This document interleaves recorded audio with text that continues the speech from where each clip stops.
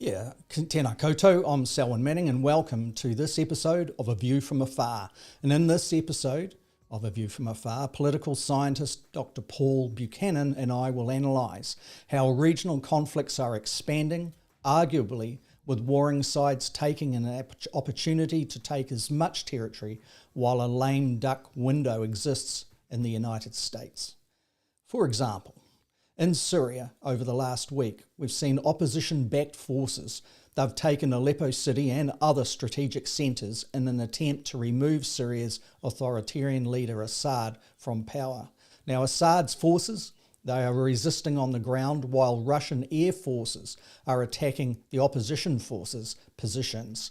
Israel itself has announced it may strike Syria government munition sites in a move to ensure that opposition forces do not take possession of such weaponry. It's a complex situation of which Paul and I are going to assess and pick through the details of. And meanwhile, fighting is intensified on the Ukraine-Russia front lines after North Korea deployed a 10,000 strong assistance force to the Kursk region. Also, outgoing United States President Joe Biden authorised Ukraine to fire attacker missiles deep into Russia. And in following, Ukraine indeed fired attackers into the Russian motherland and has increased its drone attacks on military targets in cities once regarded as safe and deep inside the motherland. Also, and significantly, Russia fired into Dnipro city in Ukraine a hypersonic experimental medium-range ballistic missile and followed up with the biggest barrage of drone and missile strikes on Ukraine's energy infrastructure since the conflict began. The so-called red lines that have been much debated and much talked about in recent months, well, they have been crossed and all sides appear determined to take as much territory as possible before the United States President-elect Donald Trump is sworn into office in January.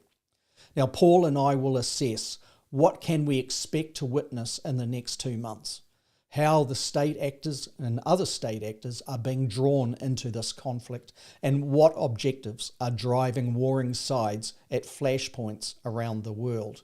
But first, remember, if you are joining us live via social media platforms, feel free to comment, as we can include your comments and questions into this program.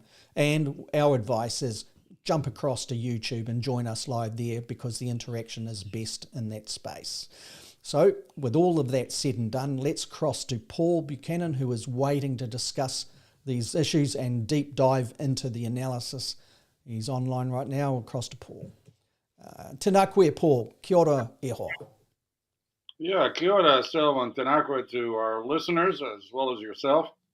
Good to be back. Yeah, I think we should start off by saying that this all reduces to 2 words. And I say all.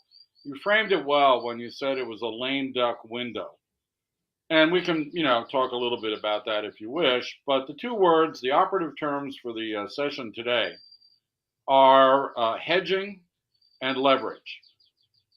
We have talked about strategic hedging in the past, including with reference to the current moment. In fact, I was thinking earlier, what would be a good hook for this show? And I think, well, the last show we talked about Trump's victory, and now we're talking about the broader backdrop.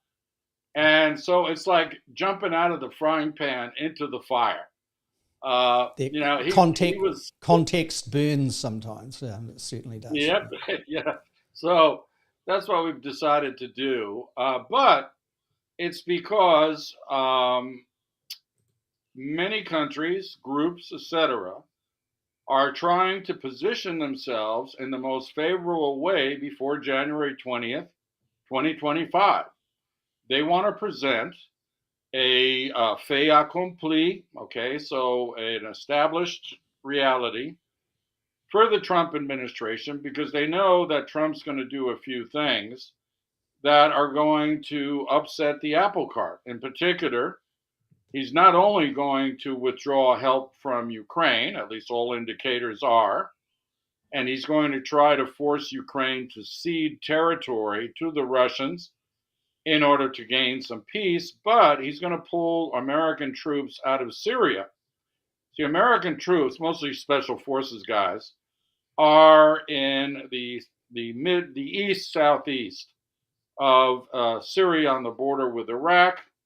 They are allies with Kurdish forces who operate in the region, and we'll see if they have some involvement in this resistance move on Aleppo and now, other cities as well. So the anticipation by actors big and small, state and non-state, is that the status quo in several areas is going to change rather significantly once Trump comes into office. So everything we're seeing, the tit for tat in the Ukraine and southwestern Russia, and now this offensive by the rebel resistance in Aleppo, are basically these groups attempting to establish favorable positions for themselves before Trump gets into office, and we shall see how that goes.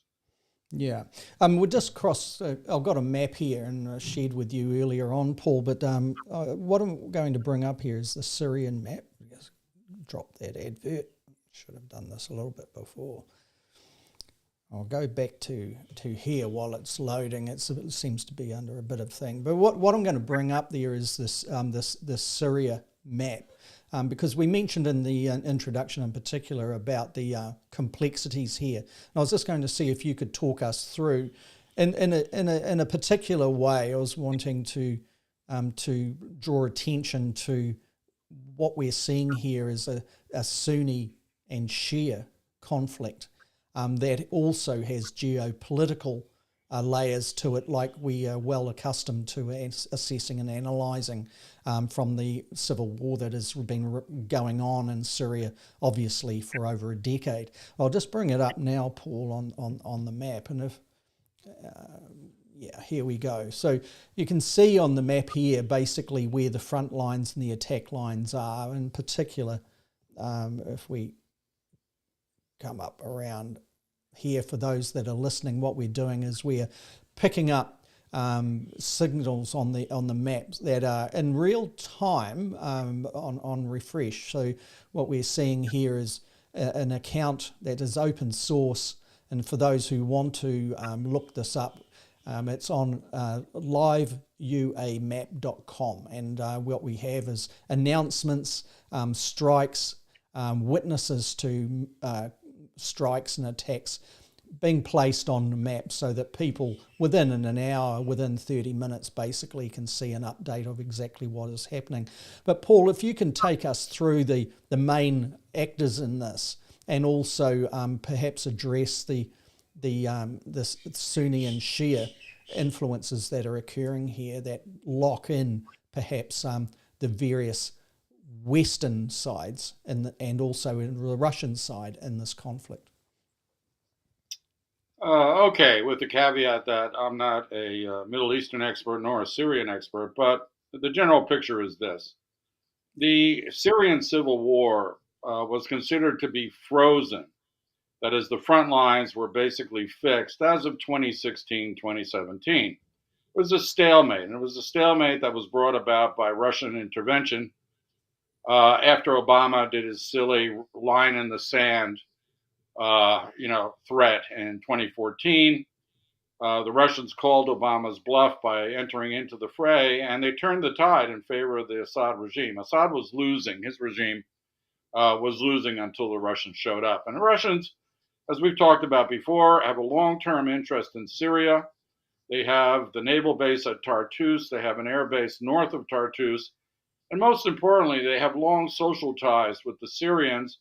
There's 100,000 Syrians with Russian passports, and that's because Syria sends its elite to Moscow for their university educations, and they tend to intermarry with Russians and then return to their homeland. So the connection between Russia and the Assad regime is very close, because these relationships, these social relationships, started under Assad's father, Hassan Assad, rather than the son. So just so that we understand, the Syrians and Russians are tied both strategically as well as socially. Now, the groups that were frozen in 2016, 27 included the most important ones were the al-Nusra Front, which is a Salafist, so Sunni Salafist, extremist group by most accounts, and the Free Syrian Army, which was backed by Turkey and the United States, which was a secular group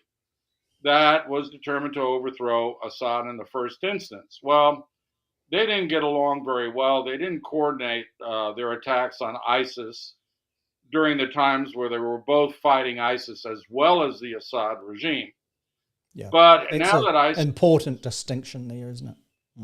Yeah, and ISIS has been reduced to a few strongholds in eastern Syria, but they're not the threat that they were 10 years ago. So in the interim, it is now clear that two things happen. One is the Syrians, and to a lesser extent the Russians, got complacent. They figured that they had these these opposition groups frozen on those front lines, and they could live with that status quo, but it also allowed Russia to divert resources to the war in Ukraine and to redeploy some of its Black Sea fleet out of the Black Sea and into the Mediterranean, where they could be forward based in Tartus. The trouble was they got complacent to the point that they didn't have good intelligence about how these groups were not only rearming and reorganizing themselves, and we'll talk a bit about who may have rearmed them, but more importantly, how they politically and militarily reorganized themselves.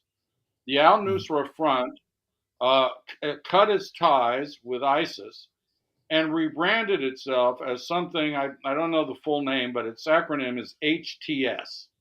An Islamicist group, mind you. I mean, it's a Salafist group, but it lives comfortably with the Free Syrian Army. And the major patron of both of these groups is Turkey. Turkey works with these groups, again, now that HTS is no longer tied to ISIS, and has clearly been supplying them. And not only supplying them, but more than likely training them. And they prepared and they launched this attack as a complete surprise to the Syrian army, the Syrian regular forces. The Aleppo had always been contested, but the Syrians, with Russian help, were able to recover Aleppo from the al-Nusra Front in particular in 2016, I believe. And so they got content. They let their defenses down.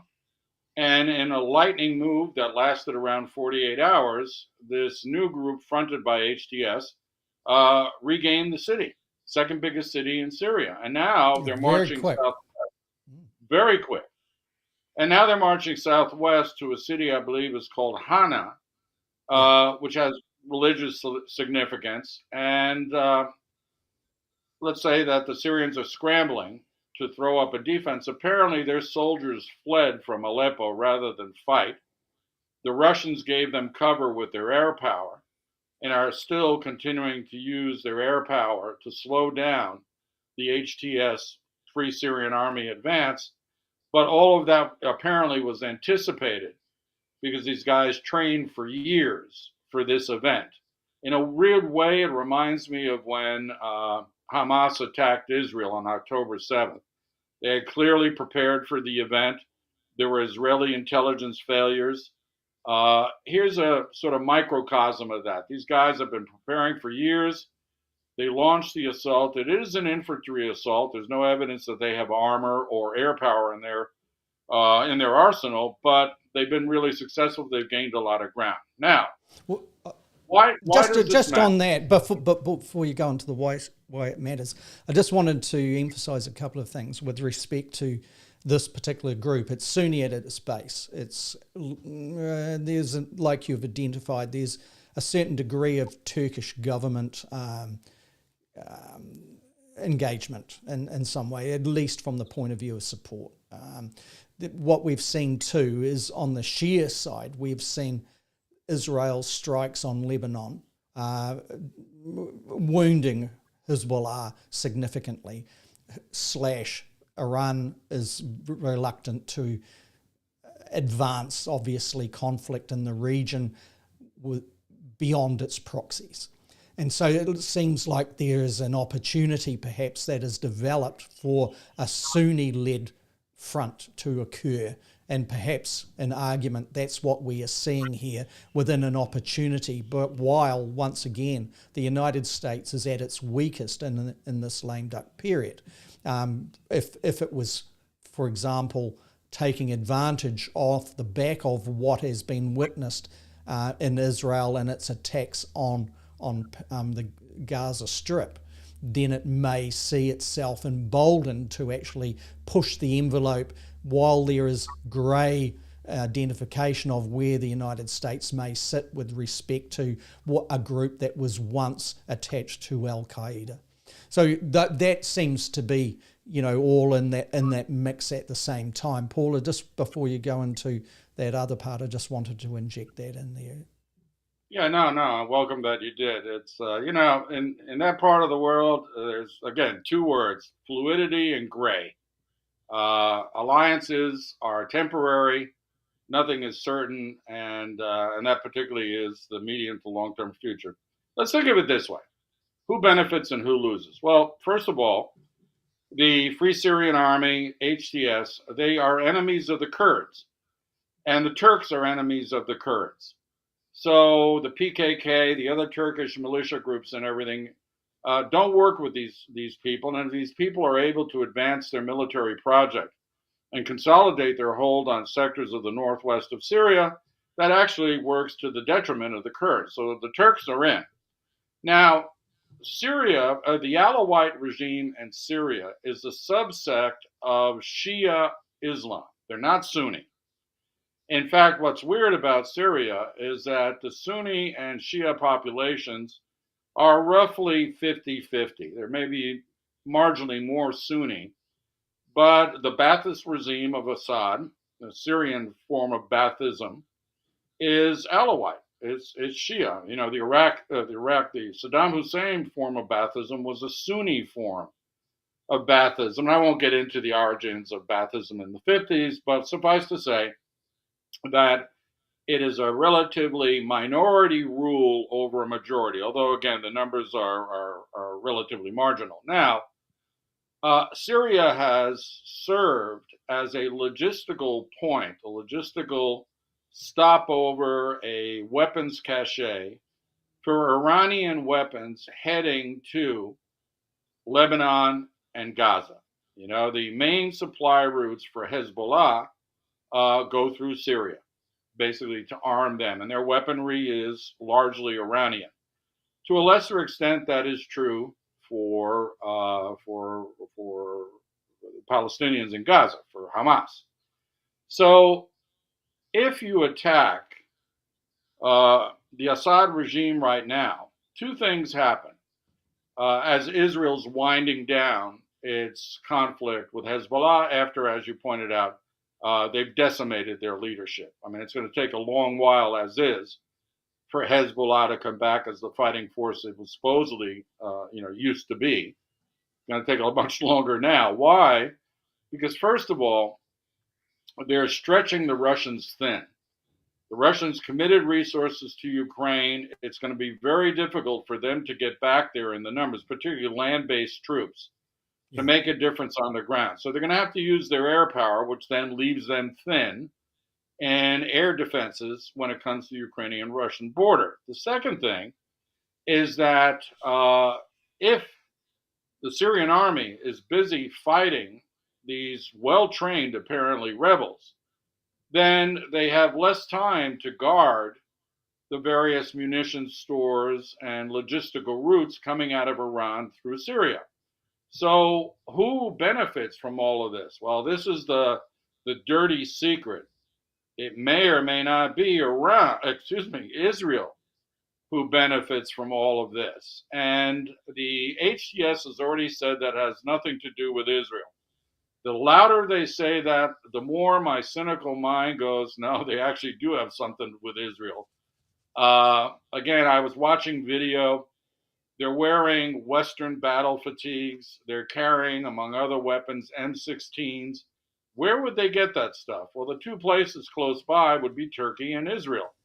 So Israel may have a finger, I won't say a hand, but a finger in some of this, mainly in the intelligence field. I mean, what we now know is the Israelis' intelligence has not been weakened as of October 7th, at least with regards to their presence in other countries. Might have been weak at home, but to stave off that attack. But in other countries, they're very good. So they may have facilitated the attacks with very good intelligence, both strategic and tactical.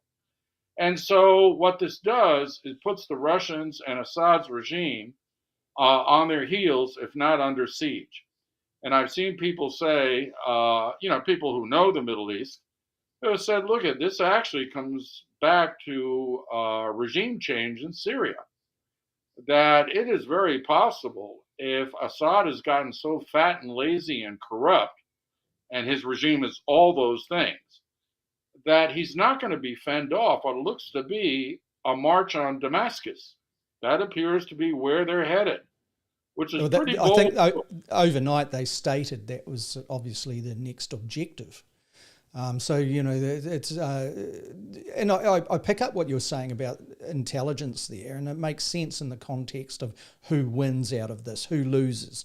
That the Israelis, by not flagging this up, perhaps arguably with the United States cousins, it'll be beyond belief that they didn't actually identify that there were weapons and arms and troops basically on the move into positions in Syria, considering that is a major scope of threat where the scope of intelligence is always placed from the Israeli point of view, for those reasons that you've outlined.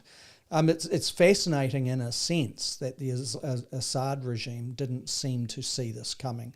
And we understand the Russians have got their eyes on other theatres that we'll go into in a moment there for those that are waiting to see the assessments and analysis of that.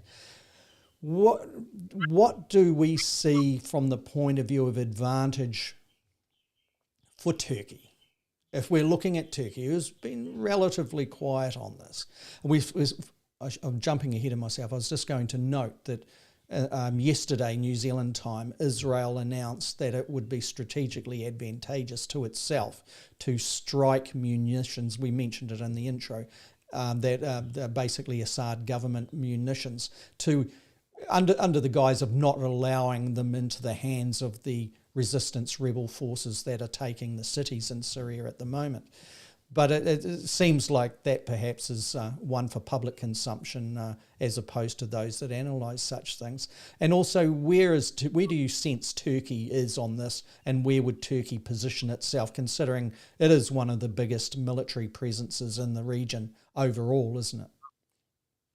Yeah, that's going to be the other beneficiary. I should point out that, yes, the Israelis have said they'll strike at munitions depots. Those will more than likely be Russian. Again, this sort of weakening Russia, stretching it thin, that's a common project for the Israelis and the United States. And remember, there's United States troops in Syria spooking around, doing their thing. But more importantly, what it tells us is Russian intelligence, along with Syrian intelligence, but Russian intelligence, including signals intelligence. They have satellites. They can take photographs. They can do all the things that the West does in terms of geospatial intelligence collection. They clearly have not. I mean, they're showing their limits in terms of what they can do in an area where they ostensibly are part of the control mechanism. So that's interesting. That will be of utmost interest to Western military planners, as well as the Israelis. Now, the Turks benefit on a number of levels. The Assad regime never really curtailed the activities of the various Kurdish militias that operated on their side of the border. And so there are a lot of cross-border raids, and the Syrian army simply could not stop that. Well, with Sunni control, or with groups that Turkey has helped to gain control in Syria, they will be able to do that. Again, the HTS and Free Syrian Army are not allies with the PKK and other Kurdish militant groups. So they'll get a little more security on their border at a minimum if these guys are managed to gain national control, or at least control over the northern part of Syria. They also exercise a significant amount of leverage, again, that word, because they will be the party that tipped the balance in favor of a more pro-Western regime. I mean, that's why the alliances are all weird. These guys are Islamicists for the most part, but they're not Al-Qaeda, so they can be worked with, apparently. They're Sunni. For some reason, the West has always felt that Sunni Arabs in particular, but Sunni are more reliable than Shia. I've heard this repeatedly from political analysts who say, the Shia, you simply cannot trust them. They've got a very radical, those are the experts. They know, I do not know. But it's been interesting to me that certainly amongst the Western analysts, if they had to choose between the two, they'll go with the Sunni group. That apparently is what's going on here. So I think what's going on is an attempt to redraw the map. And I will say this as a mea culpa. I did this the last time about, not being able to forecast the election. I got another one. You and I talked after October 7th about the fact that the war, one-sided as it is, between Israel and the Palestinians in Gaza would expand to multiple fronts. In fact, I think we identified 7 fronts, including the West Bank, including the conflict with the Houthis, including direct exchanges with the Iranians. We weren't sure how it would look. We were worried about maybe a nuclear exchange. Well, we've seen what it looks like now. What I did not see, I mean, you're a prescient guy, and so you may have seen it coming, was this war, that we would have a resurgent Syrian armed opposition take it to the Assad regime at a time when Hezbollah was on its knees, where Hamas is not getting help from anybody.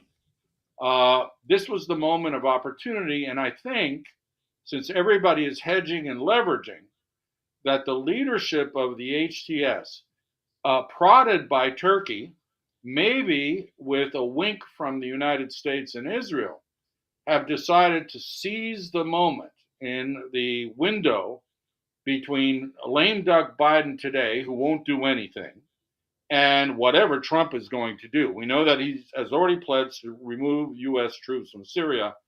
Well, that may change if there's a change of regime leadership in Syria within the next 60 so on days, or if the siege of Damascus gets serious enough that these rebels may need outside existence. And again, no one is coming. If the Russians are rolled back, I don't think the Russians are in a position to open another front and engage in a full-scale conflict in Syria. Again, they are nor the Iranians. I suppose some of the answers to some of these questions that you've raised there that firms up some of the analysis in the future is where were these guys located up until now? Where have the supply lines come from with respect to weaponry and the gear that they're doing? We know that we know generally the countries that benefit from it, but leading up in preparation to it is still a bit grey. And you're right. It seems that outside perhaps of those that you've identified that benefit the most, this has been a surprise. So there's an interesting kind of situation to be able to look at that once information starts to firm up from overseas, to be able to understand exactly how this has been achieved. There's a question here that I'll bring up on screen from David Mooring, and thanks, David. It's good to see you back attending the live sessions once again. And David writes, why would Turkey be pushing instabilities with its immediate neighbours? Cannot they see it as a direct risk, as in the Chechens in Russia? So, Paul, I'll put that back to you. Yeah, well, Assad is a source of instability in the region, and he's a conduit for Iranian influence. And the Turks, do not like him or them. They try to play, fence sitters from time to time, but Turkey has no love for Iran and certainly has no love for Assad. And let's think about, again, this intelligence point of view and how they could prepare so openly for the assault on Aleppo. Well, the presence of the Free Syrian Army in al-Nusra before the rebranding was very strong in northwestern Syria. In fact, there were no-go zones in large swathes of northwestern Syria where the Syrian army could not operate. And there's actually a local connection in New Zealand with all of this because the refugee camps from which Syrian refugees are fleeing, and then we in New Zealand use our quota to take some of them, are all in territory controlled by the Free Syrian Army and al-Nusra. They're coming from that region that's, again, adjacent to the southwestern Turkish border. So the relationship between Turkey and these resistant fighters is extensive, and they've developed. I mean, if they've trained and organized since 2017, I mean, that's 7 years of preparing for these assaults. And my understanding is they've always been in and around Aleppo, although the Syrian army controlled the city center. But apparently their headquarters were for a long time was in Idbil, again, another town in the northwest. And it's from there where they launched their assault. I mean, they had obviously ringed Aleppo, before they made their move. But their presence was already very strong and is now getting stronger. And if people watch even the conventional mainstream media news, they'll notice that on a lot of the Western channels, they'll do man in the street interviews in Aleppo. And it's very clear that the loyalties of the people there are with the rebels, not with the Assad regime. So I think Turkey sees strategic gains in pushing Assad out, but using proxies to do so. I personally don't think an endeavor of this sort can be done with this degree of preparation without the help of others who are interested parties in seeing Assad go. If Assad goes, that weakens Russia reputationally because they weren't able to prop him up indefinitely because they got themselves in another conflict and they're simply stretched out. All of that is good from a Western perspective. And so Turkey's probably, as I said before, getting a wink and a nudge, which in turn then does to its proxies to prosecute this in the moment that they have where, again, the United States will say nothing, none of Western Europe will say anything, and which may make Trump change his mind about offering support to the resistance or keeping American troops in. There still is the remnants of a coalition, that coalition that fought in Iraq against ISIS. In a much smaller way, it's still there. It's led, obviously, by the United States, but there are other special operators and whatnot still doing their thing over there. So I think that Turkey has, if nothing else, tactical gains because it can consolidate friendly control of its southern border with Syria. And that in and of itself is a serious gain. And then if they can get Assad out and replace it with a coalition government of this sort or some mix of Sunni Shia, anything but Assad, that's a benefit for them. Now, if you ask me, will this coalition, which right now is a good fighting force, will it turn in to a better form of government than the Assad regime? Well, again, Yeah, there's solid that's in the mix. you would have seen me tip my head, in reaction to this particular thing, and deja vu kind of comes to mind. The interesting thing, when people are looking at complexity, particularly with respect to Syria, there are so many interests that are in play here.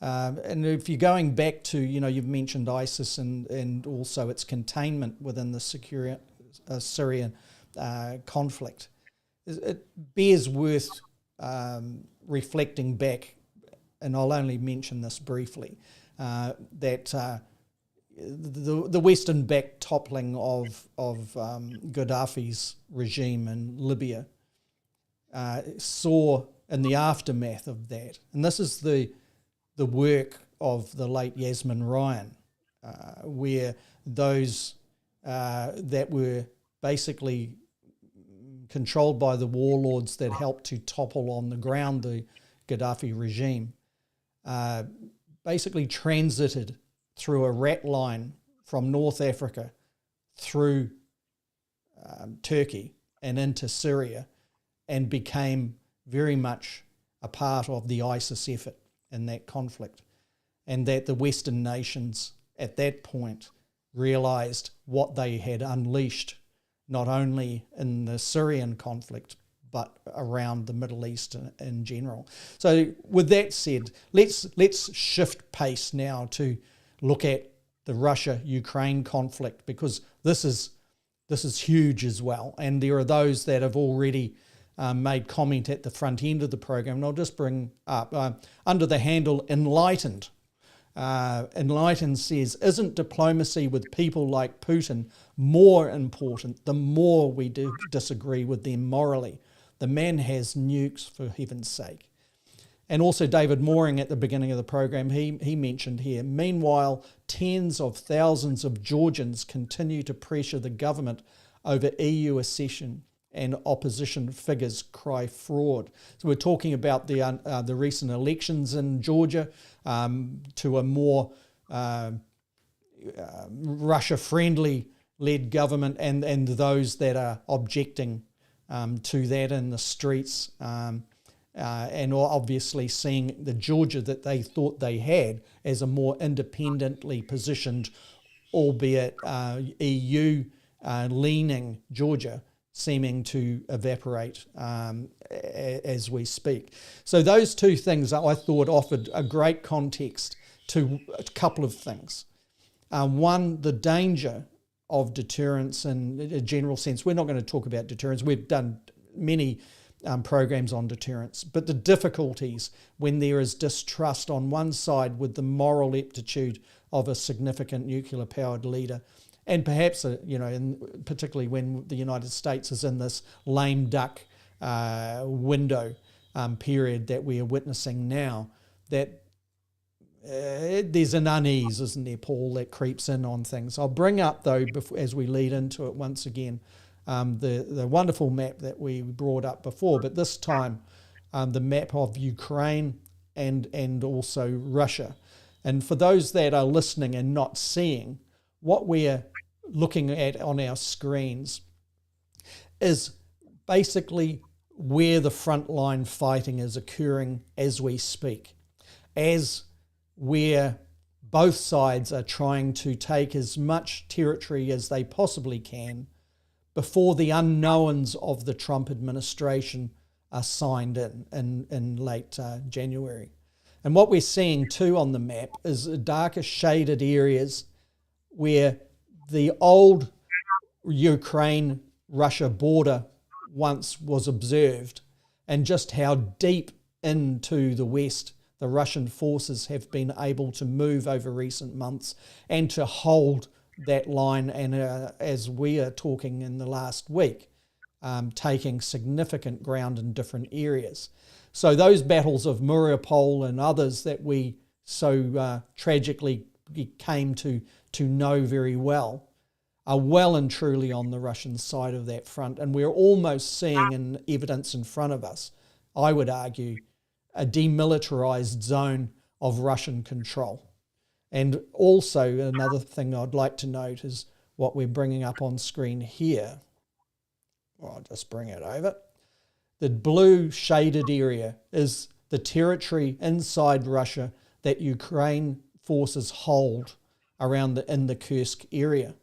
You'll also see on the map that while many troops have amassed around that Kursk area, in particular 10,000 soldiers strong from North Korea that Paul will talk about, we aren't seeing a lot of activity at the moment.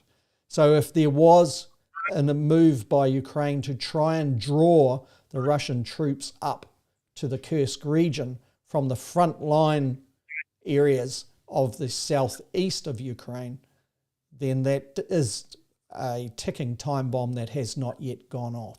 So, Paul, with that little backstory context, I'd like to then pass it over to you to take us through your assessments of what we're seeing in the priorities that you see fit. All right, it's a complicated picture, but let me, do a little back to the future. At the beginning of the Russo-Ukrainian war, you and I talked about the fact that if they were going to get a peaceful resolution, the one thing you have to do is leave the aggressor who has been stalemated with an exit option. Give him a way to save his honor, save grace, and exit accordingly. I think the territorial concession that I think may be inevitable on Ukraine's part will be that, by conceding territory to Russia in the Donbass, they will get at least a temporary peace. I think the Ukrainians are in serious trouble. And I think they're in serious trouble because of the lack of fortitude of the West and the Biden administration in particular to arm them in the measure they needed. Putin is a chess player, and he kept on rattling the nuclear saber, and that chilled the United States, not because of all the MAGA Republicans who are pro-Russian, but he intimidated the Biden administration with the nuclear threats. And so those ATACMS missiles, which are no existential threat to Russia, okay? They're tactical missiles. They have a maximum range of 190 miles. They're not like the IRBM that Russia fired the other way in response. They're just very good anti-armor and anti-infantry systems. Took too long to get it there. Took too long to get the F-16s there. And now they're playing defense. I mean, they're playing catch-up with as you can see, the Russian offensive has generated a lot of terror. And remember this, Selwyn. Remember we were talking about, what's his name? Zelensky was talking about taking the Crimea back. Yeah, it's gone. He's gone. No way. So there's been strategic drone and also missile strikes on Crimea, and we see that continuing. At the moment, over the last 24 hours, we haven't seen that. But if you look back over the week, yeah, definitely, we've seen it, in significance. And also, another thing I mentioned to you last week, Paul, I think on Friday, there's that. There's clearly a lot of intelligence operatives on behalf of Ukraine operating in and around Crimea. The reasons, I'm not too sure, but 2 were taken into custody by the Russian authorities late last week, and one would imagine that one way or another the Russians will be enlightened about what their presence was there. But we also saw drone strikes going deeper into Russia's areas where there isn't a strategic military advantage. Krasnodar, for example, we know that late last week 2 drones were intercepted and dropped down, and consequently some injuries on Russian citizens in Krasnodar. It may have been, as we can see, there are no red lines on the map, red dots on the map with respect to Krasnodar that would attract significant attacks like that. So it seems that the Ukrainians are still chancing their arm. It's something that David Mooring just brought up in the chat here, and I'll bring up. And he is saying here also the ongoing damage Ukraine is doing to Russian ammo depositories, increasingly using UK and US missiles. So he's talking about Storm Shadow UK weaponry, and obviously the ATACMS have been used sparingly, but at the same time effective, which brings those cities only just, if it is a 300 kilometre strike radius, it brings Krasnodar just on the edge of that. So that might explain why the drones were used as some sort of demonstration of willpower. But certainly Rostov-on-Don, around there where there is a stronger military presence and certainly strategic military deployment areas as you go up that are inside Russia's front lines, but they are feeding the troops with their weapons and obviously manpower. But once again, the map is is vastly different, isn't it, Paul, as I pass back to you, compared to what we saw, say, 3 months ago. And it does give an indication that before the winter really kicks in, that Russia has got the strong hand. Yeah, they do. As I said a little bit earlier, the dreams of retaking Crimea territorially are gone. I mean, they'll strike at targets inside Crimea for the foreseeable future, but they don't have they don't have the wherewithal. They don't have the capability to mount a ground assault on Crimea and succeed. Now, this is where it gets interesting. So the Ukrainians, realizing that they're literally running out of boots on the ground, seeing that their logistical support lines in Western Europe and the United States were very late in coming, and that the Russians will continue to feed convicts and people pressed into the service as cannon fodder in their offensives, what they decided to do, and it was a very smart move, was to launch a special operations led uh, incursion into the Kursk region. They haven't taken a lot of territory, but Kursk is a historically significant city for the Russians. They've only taken about 200 square miles, but they've held it. They've held it against the initial Russian assaults, and that gives them leverage. Again, we're going to come back to that term.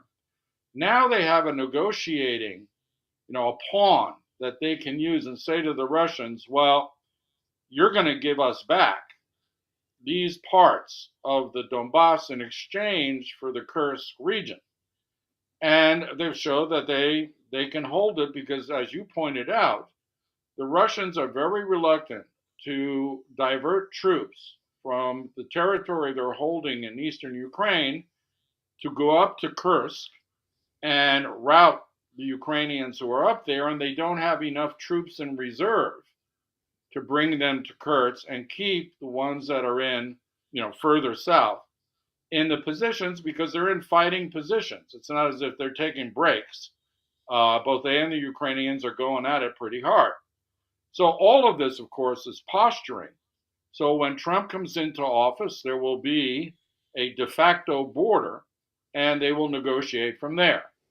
So the Kursk incursion was a very good tactical move. Now, whether it pays strategic dividends is another thing. But here's where things get interesting. We've known that Iran supplies Russia with drones, with various musicians, but there aren't Iranians on the ground. We know that the Chinese supply logistics and what have you, and that both they and the North Koreans, the Chinese and North Koreans, have now upgraded their bilateral security agreements with Russia, the terms of which were not divulged, which were said to be much improved, much warmer, much this, that, and the other. But they're still not Chinese boots on the ground. There's some speculation about the Chinese flagged merchant ship dragging anchor across some internet cables in the Baltic Sea. Apparently, there was a Russian skipper on the boat. The Danish are handling that. We really don't know what's going on there. So that remains to be seen. It is a coincidence of a grand sort. And I think some of the more conservative security analysts are saying, well, normally when you cut internet cables, it's as a prelude to a larger assault. Now, I don't know. I'm going to let the Danes figure that one out. They're actually pretty staunch, pointing the finger at the Chinese. Now, again, let's let the Danes figure that one out, and let's limit ourselves to discussing what's going on in eastern Ukraine. Well, immediately after the security agreement with the DPRK is signed, the DPRK sends a division worth of ground troops to the Kursk region. And that's interesting because they're in Russia, okay? They're not attacking Ukraine. They're inside Russia. That frees up Russian troops to go down to the Donbass and bolster the offensive against the Ukrainians in Ukraine. But again, the North Koreans are not fighting anybody other than Ukrainians inside of Russia, which under international law they can do legitimately. They were invited by the Russians to come in. and help defend Russian territory, hey, they're good to go. If the North Koreans were to involve themselves in combat in the Ukraine, that opens a can of worms because that's an invitation for NATO to get involved. If the Russians are going to have So North that's Korea, beyond Article 5, you think? oh yeah, because Yeah. they don't need the Article 5 to say, okay, we've now had non-European Yeah. troops attack a European country at the behest of a semi-European country. They don't necessarily need Article 5.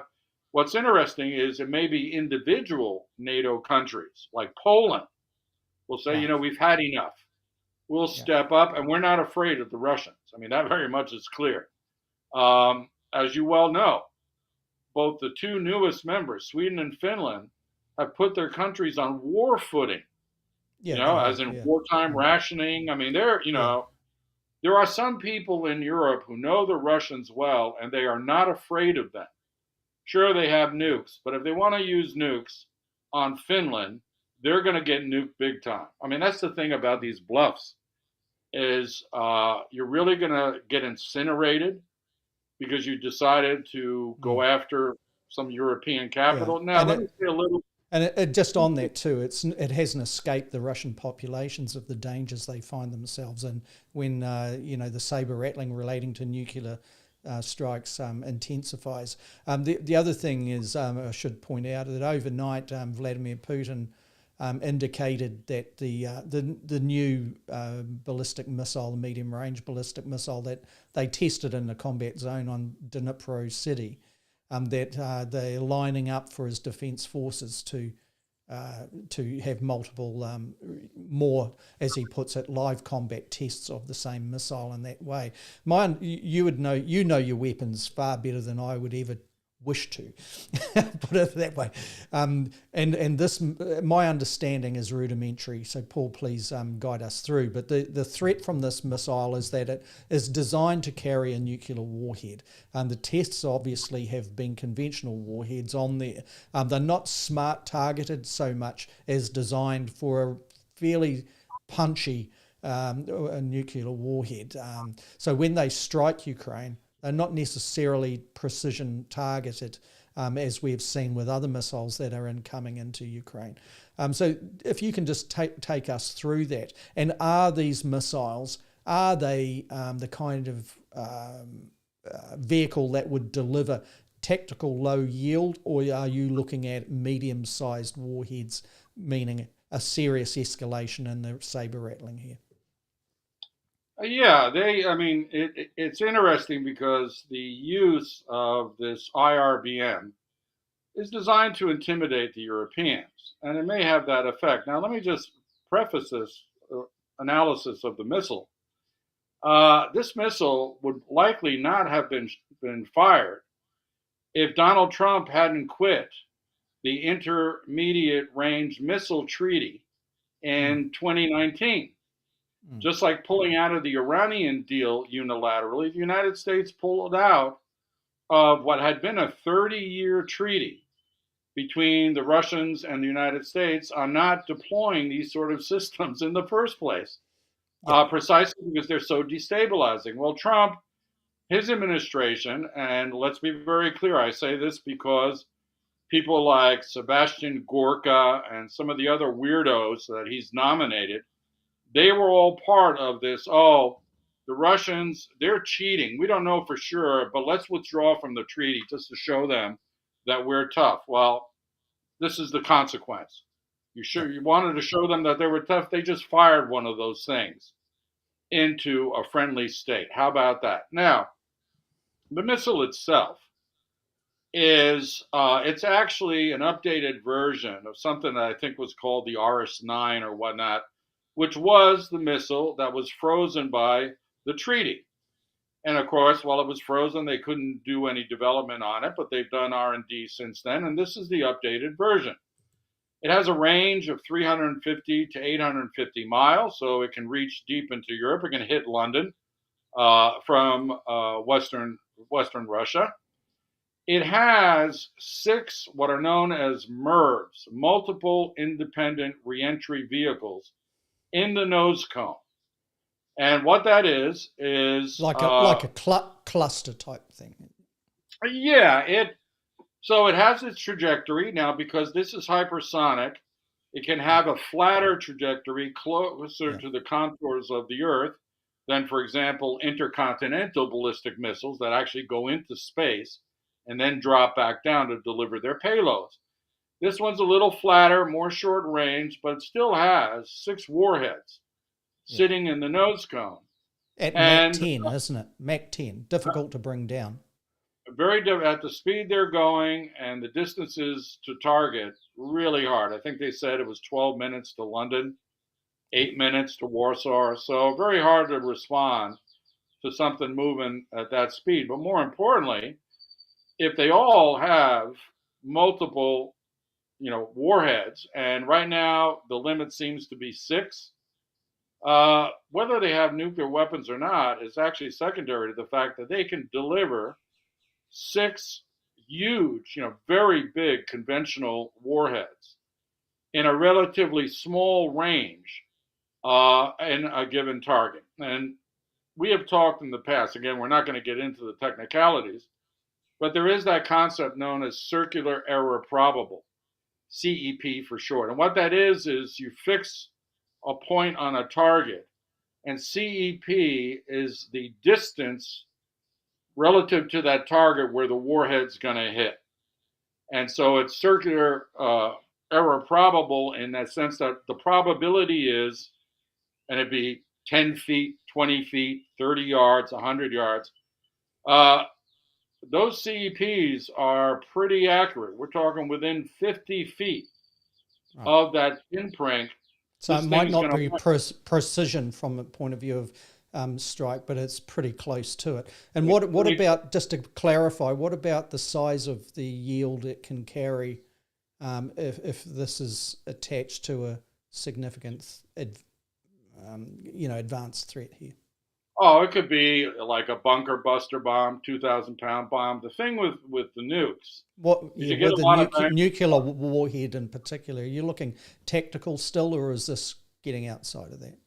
No, it would remain tactical. I mean, they're threatening cities, and as you well know, it makes no sense to threaten cities except as to terrorize them and leave the military infrastructure. I mean, think about it. So they go hit Oslo, or they go hit some city, kill a lot of civilians. They leave the military response intact in the country they just attacked. Well, they're about to get a return to sender response, the likes of which the Russians haven't suffered since World War II. So, again, I think this was all bluster and whatnot, but the important thing is this. You can put a 2,000-pound bomb in one of these 6 warheads. It'll be in that range. I don't think you can get much bigger, if that. But you can put a 2-kiloton nuclear warhead easily inside these things. And then if you launch them, you launch multiple missiles at dispersed target field, you can sow chaos. And we won't even talk about the radioactive cloud, but it would be tactical. On account, it's just an attempt at trying to find some sort of rationalization out of all of this situation, is that we know from what was reported by the Russians and the Americans that the back channels are working well, that the Kremlin indicated and communicated with the United States counterparts, we're going to be testing this, we're going to do it now, it does not carry a nuclear warhead. That in itself shows that there is back channel activity that is reliable, that obviously the Russians want to use that when it's their advantage. Do you feel that someone's giving a thumbs down on my comment there? Good on you. It's a free speech type of environment at the podcast, but I can't see what you're objecting to there. But at the same time, Paul, how does that sit with you with respect to the overall assessment of the situation here. Is that, Well, yeah. yeah, I mean, it's a good point that you made about the back channel, because you're right. The Russian gave assurances that this thing was not going to carry nuclear warheads, but they were going to go ahead and do it. And Dnipro is a serious city. It's not an inconsequential target. Now, what's interesting is the Americans have reciprocated because they have not forward deployed the intermediate range missiles that they had in Europe, particularly in Germany and in Greece, to some extent Turkey. They withdrew all of those because of the treaty that I mentioned earlier. And they're being warehoused in the United States. There's some rumors that they're also in England at U.S. air bases, U.S. RAF air bases. Be that the case, the Americans haven't moved their nuclear capable IRBMs in response to the Russians. They're letting them go ahead and test it. Now, I watched the video of the Russian strike on Dnipro, and it was a relatively low, overcast day. I got to say, it was quite impressive. It shows the 6 warheads arriving within the space of 5 seconds on different targets. To me, watching it on a television, it looked like the target field might have been 10 kilometers across. But the Russians made their point. They made their point. It was just one missile on one specific target. Now everybody's got to recalibrate. And the recalibration is going to have to occur mostly on the European side of things, again, because Trump is coming. Trump is not going to defend them. Things are about to change in a major way for Europe and NATO. And so, people got to make their moves now. I think the Russians were just demonstrating, again, intimidating, because that's their style, but demonstrating capability. Now, we know that the United States has that capability. It can move it forward. They can respond in kind. So I don't think that, the nuclear commanders in the United States are quaking in their boots because of this test. And I will say one other thing.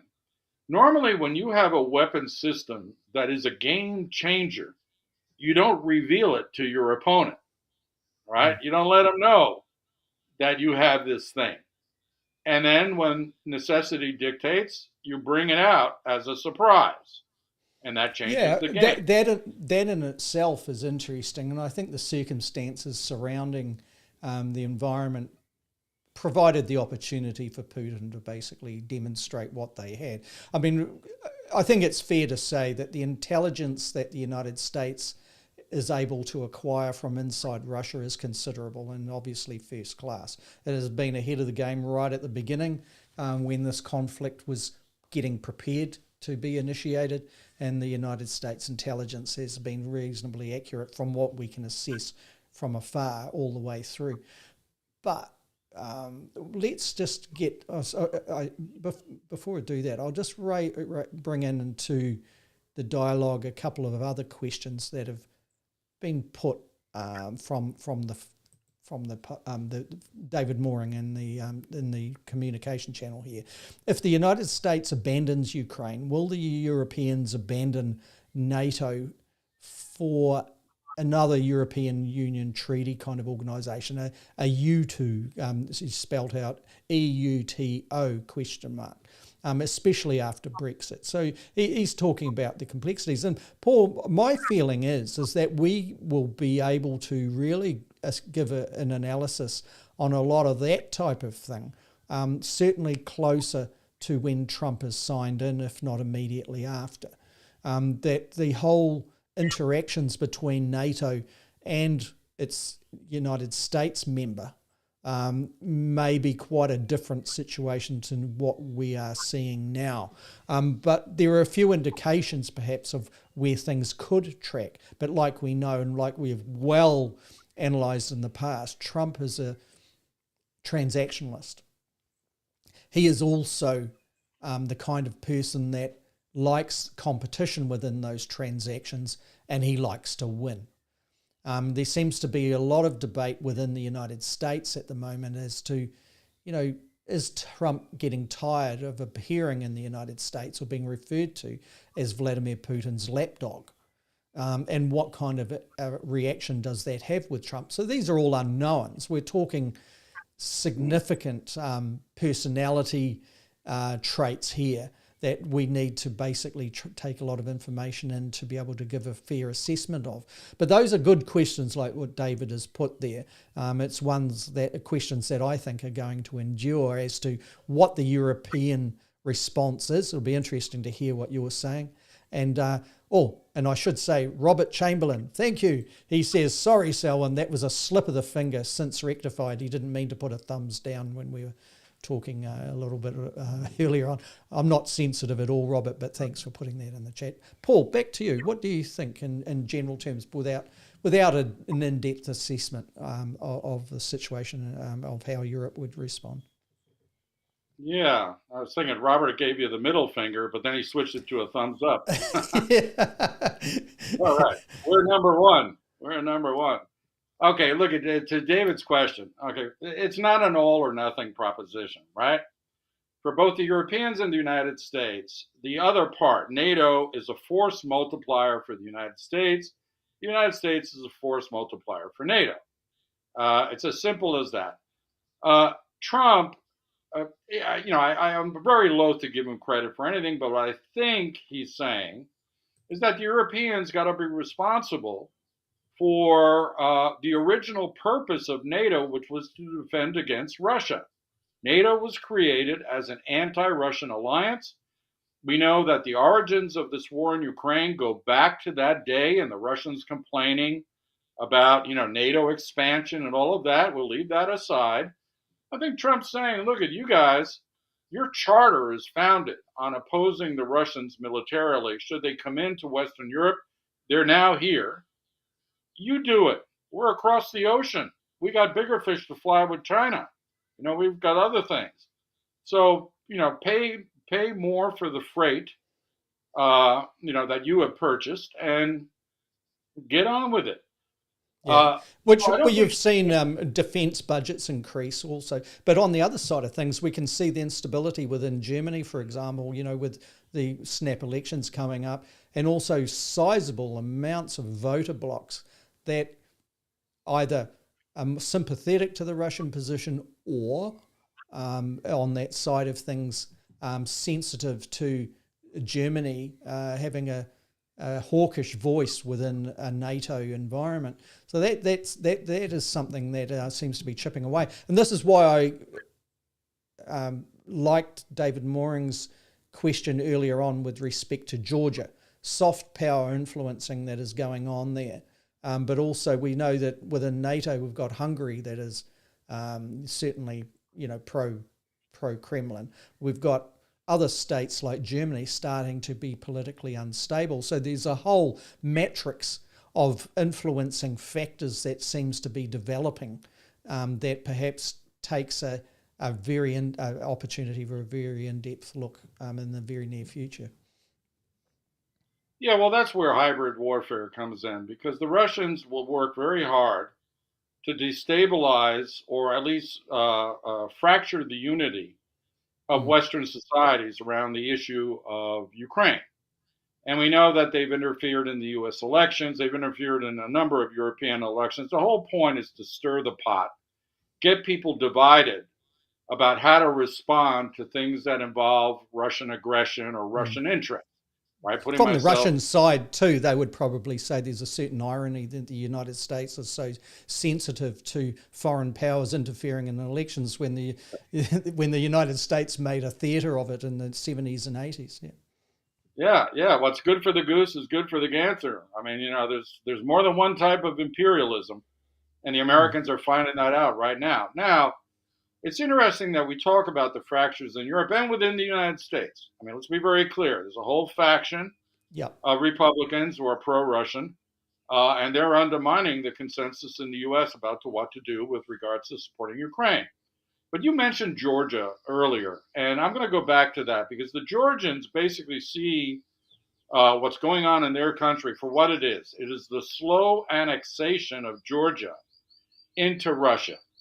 Remember that the Georgians and Russians fought a limited war in 2008, 2009, in Uzbekia and one of the other provinces in Georgia that are now under Russian control. So when this pro-Russian government was voted in a few weeks back, under very irregular circumstances, a lot of Georgians go, no, we actually want to join the EU and perhaps NATO. Just like the Eastern European countries did, they know the Russians and they don't want to borrow them. So, and remember when the first mobilizations were taking place inside Russia to place, young men as soldiers on the front line as it was advancing into Ukraine. A lot of Russian young men fled across the border into Georgia in their thousands, tens of thousands. I think it got up to 500,000 people at one stage, because there was no requirement for a passport or visa to get for Russians to go into Georgia. So we can see that over time, that problem from the Kremlin's point of view has been worked on, hasn't it? Yeah. And I mean, they're doing what they got to do. Okay. I mean, the Russians are, they're defending their interests, which includes being very aggressive towards Ukraine. Now, I bring up Georgia because the Georgians are living the moment of annexation. They're seeing what's happening to them. Many in Europe don't remember the Cold War. They don't remember the Berlin Wall. They don't fear the Russians, or they don't care about the Russians in which the way older generations did, or frontline states. I mean, you start talking to Poles, Latvians, Estonians about the Russians, they have very little nice to say. And the one thing that they tend to say is they'd rather die than live under Russian domination. So I think the proximity to Russia in practice, be it during the Cold War for the older generations or the current situation in Georgia for those young Georgians, is that, Russian aggression cannot be appeased. It must be resisted. On the other hand, there are left of center parties throughout Europe that really don't want a bar of war. We even see it here in New Zealand, people on the left who hate the United States, and it doesn't matter who opposes the U.S. for the imperialistic reasons we just mentioned. They'll go with the other guys just because they think the Yanks stink. And again, there's reason for that. But I think that the Europeans are about to find that they've got to look to themselves if they want to resist Russian encroachments on other European countries.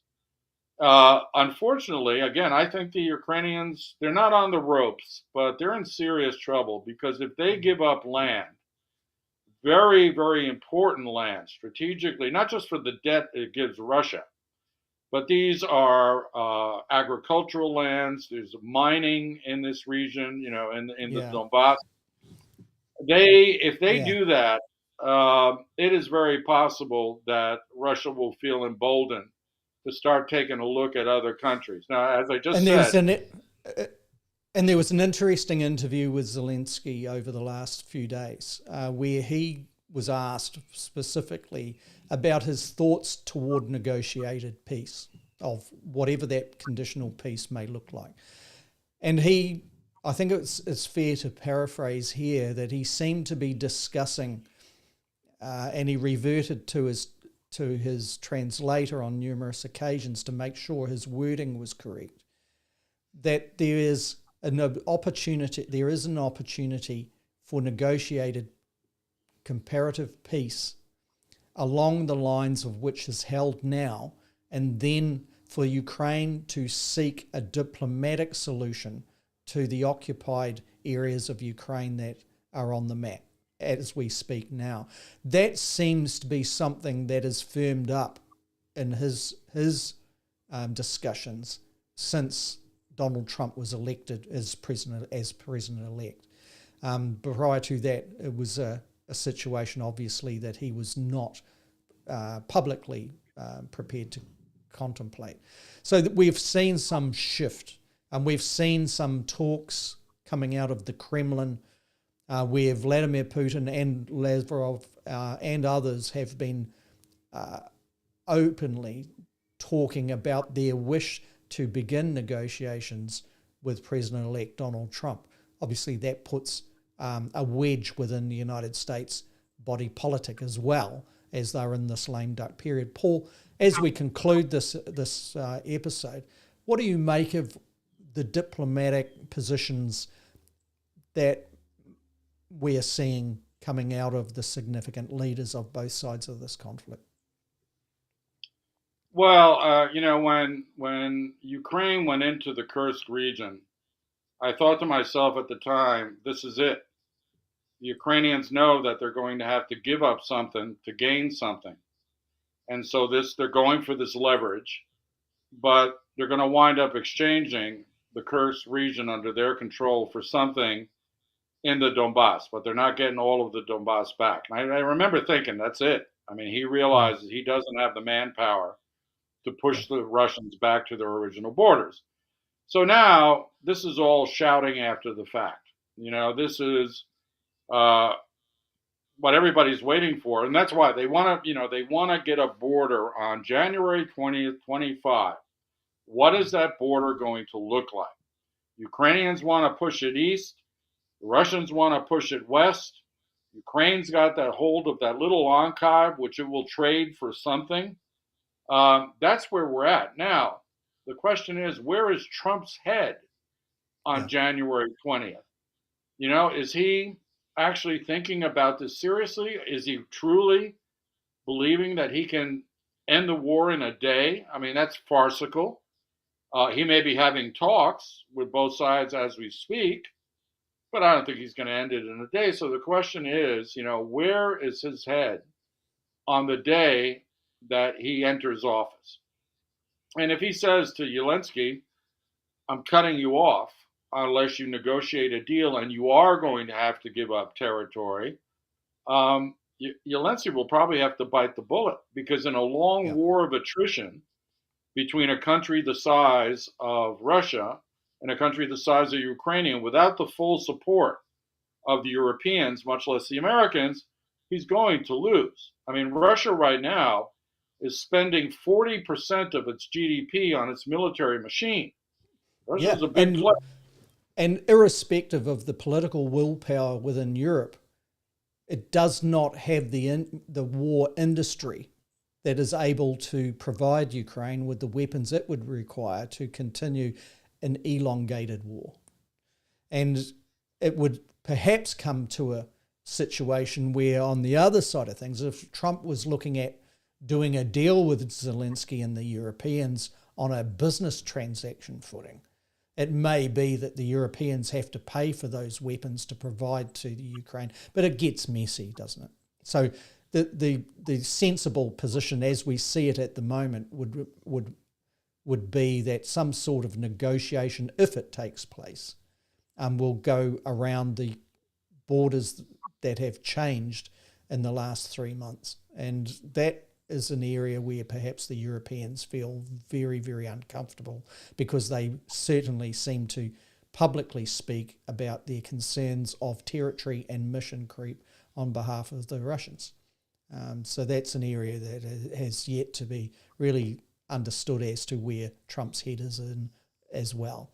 So, Paul, anything else to add before we wrap it up at all?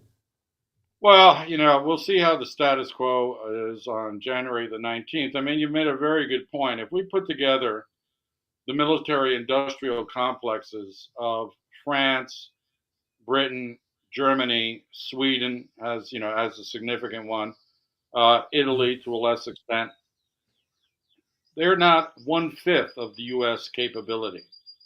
And the U.S. has already expended a fair amount of resources on the Ukraine in that drip-by-drip mode. Now, the important thing is, if the Europeans coalesce with their military-industrial complexes and give everything to the Ukrainians, then that makes them vulnerable to a Russian side attack somewhere along the common border lines. The Finns, in particular, are acutely aware of that, and they're loaded for bear. So the day of reckoning is here, not just for Ukraine, but for Europeans in general. And if they decide that they'd rather give Putin what he wants, I mean, I've been socialized on the Western side of things, so I think, well, if you do that, you're going to see him again sometime in the not so near future, but you will see him again. On the other hand, if they resist him now, perhaps by putting troops into the Ukraine, uh, then the stalemate will at least temper his ambitions when it comes to territorial conquest of his neighbor's land. I mean, maybe. But I've sort of revised my thinking way back when you and I said, what does Putin hope to accomplish by doing this? Because he was bogged down at the time. Yep. He wasn't making a lot of moves. The Russians were clearly inept, although they've learned a lot. And they have unlimited support from the Iranians, the Chinese. It's all covert and surreptitious, but there are no strings attached to Yep. what the North Koreans and the Iranians give, unlike Western democracies, where it's all about satisfying domestic constituencies. If you left it to our Green Party, right, the Ukrainians would get nothing. You'd have to absolutely get nothing. They'd get a white flag from New Zealand if the Greens had their way. So, unfortunately, this is a test of the mettle of European democracy in particular. At the end of the day, that's what this is. And I'm not so sure that they're going to be up to the test. But who knows? Maybe Trump will decide. And again, you made a very good point. Maybe he's tired of being called Putin's lapdog, which was a very polite way of framing what he is to Putin.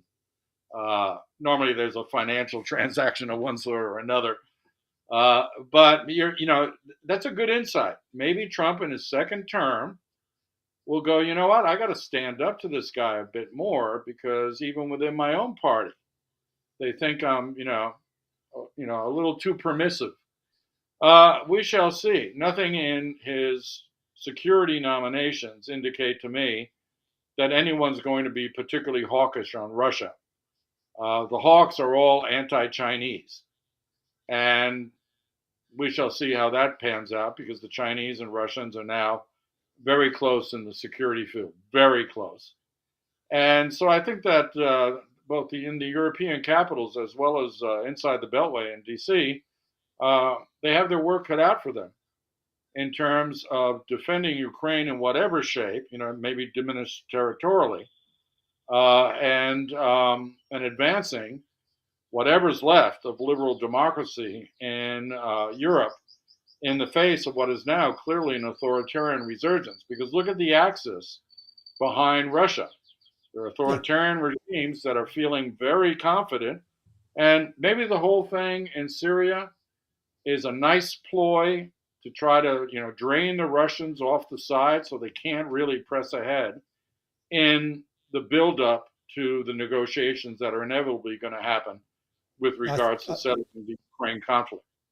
yeah, well said. And I think it's probably quite clear too that we know where Russia's priorities are relating to the proportion of deployment. So that may answer some of that question. And also it's something that David Mooring brought up earlier in the program with respect to the ruble versus the United States dollar. So that is relevant. But I'd add that the United States dollar, certainly since Trump was elected, has been a staccato one on a climb. And I'd say a lot of New Zealand farmers are rubbing their hands with thinking we're getting a few extra dollars and once it converts to New Zealand coming across the border. But there we have it. So thanks again to you, Paul, for your wisdom and your assessments here. And I think that what will be interesting going forward would be should negotiations look like they are firming up in whatever form, is to consider what a demilitarized zone looks like and who would be manning that. And perhaps it's most likely to be something that's out of West control, I would imagine.